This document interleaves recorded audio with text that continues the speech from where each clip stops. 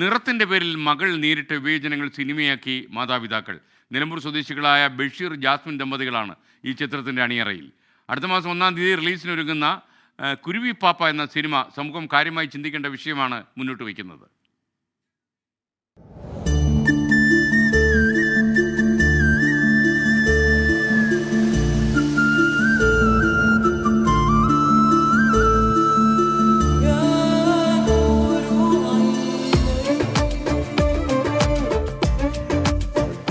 കുരുവിപ്പാപ്പ 10ാം ക്ലാസ്സുകാരിയായ തൻഹിയുടെ കഥയാണ്.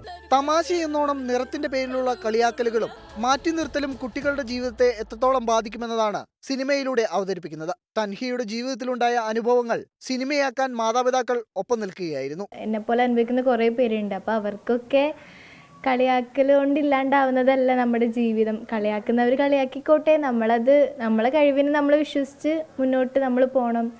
അത് കാണിക്കാനാണ് എൻ്റെ ഉമ്മച്ചി ഉപ്പച്ചി ഇപ്പോൾ ഒരു സിനിമ എടുത്തത്. മകളുടെ ജീവിതാനുഭവങ്ങൾ മാത്രമല്ല, സമൂഹം ഏറെ ചർച്ച ചെയ്യപ്പെടേണ്ട വിഷയമായതിനാൽ കൂടിയാണ് സിനിമ എന്ന ചിന്തയിലേക്ക് ബഷീറും ജാസ്മിനും എത്തിയത്. ഇത് ജനങ്ങളോട് പറഞ്ഞേ പറ്റുള്ളൂ. എങ്ങനെയാണെങ്കിലും ഇപ്പം പെട്ടെന്ന് നമ്മളൊരാൾ പോയിട്ട് ഇപ്പം നിങ്ങളോട് വന്നു കഴിഞ്ഞാലും ചിലപ്പോൾ അവോയ്ഡ് ചെയ്യും, അല്ലെങ്കിൽ വേറെ ചാനലിൽ പോയാലും നമ്മൾ അവോയ്ഡ് ചെയ്യും. അപ്പം നല്ല ആർട്ടിസ്റ്റിനെ വെച്ചിട്ട് ചെയ്യുമ്പോൾ വലുതായിട്ട് ചെയ്യണം. എന്നാൽ ഒരാളെങ്കിലും ഇത് കണ്ടിട്ട് മാറ്റി ചിന്തിക്കാൻ പറ്റിയിട്ടുണ്ടെങ്കിൽ അത് ഈ സിനിമൻ്റെ ഏറ്റവും വലിയ വിജയമായിരിക്കും. വിനീത്, കൈലാഷ്, മുക്ത എന്നിവരാണ് പ്രധാന കഥാപാത്രങ്ങളെ അവതരിപ്പിക്കുന്നത്. ജോഷി ജോണാണ് സംവിധാനം. അകാലത്തിൽ പൊലിഞ്ഞ കലാകാരൻ കൊല്ലം സുധി അവസാനമായി അഭിനയിച്ച ചിത്രമാണ് കുരുവി പാപ്പ. മാർച്ച് 1-നാണ് തിയേറ്ററുകളിൽ സിനിമ എത്തുന്നത്. 24 കൊച്ചി.